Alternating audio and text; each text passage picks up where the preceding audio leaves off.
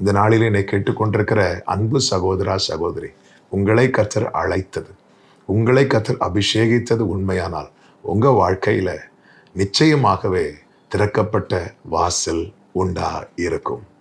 உங்களுக்கு முன்பாக கதவுகள், அது வெண்கல கதவானாலும் சரி, இருப்பு தாழ்பால் போட்டு அடைக்கப்பட்டதா இருந்தாலும் சரி, அவைகள் முறிக்கப்படும். உங்களுக்கு முன்பாக கதவுகள் திறந்து வைக்கப்பட்டிருக்கும். ஒரு தேவ பிள்ளைக்கு இந்த நம்பிக்கை தேவை. நாம் ஆராதிக்கிற தேவன் யார்? நம்மை அழைத்த தேவன் யார்? நம்மை அபிஷேகித்த தேவன் யார்? நமது வலது கரத்தை பிடித்து நம்மோடு பேசுகிற தேவன் யார்? அவர் எப்படிப்பட்டவர்?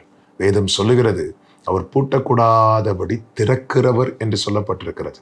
ஒருவனுக்காக தேவன் ஒரு வழியை திறந்ததுண்டானால் அந்த வாசலை யாருக்குமே அடைக்க முடியாது. தாவீதை எருசலேமுக்குள்ளே கொண்டு வருவது தேவனுடைய சித்தம். கர்த்தர் அவனை அழைத்து அபிஷேகித்தார். யாருக்கும் அதை அடைக்க முடியவில்லை. எத்தனை தடைகள் அவன் வாழ்க்கையில வந்தது, யாருக்கும் தடுக்க முடியவில்லை. அதுபோலதான் உங்க வாழ்க்கையில தேவன் உங்களை அழைத்து அபிஷேகித்து நடத்தி கொண்டு வருகிறார் என்றால் புரிந்து கொள்ளுங்கள், உங்களுக்கு முன்பாக எந்த காரியமும் தடையாக நிற்க தேவன் அனுமதிக்கவே மாட்டார். அவர் யார் தெரியுமா?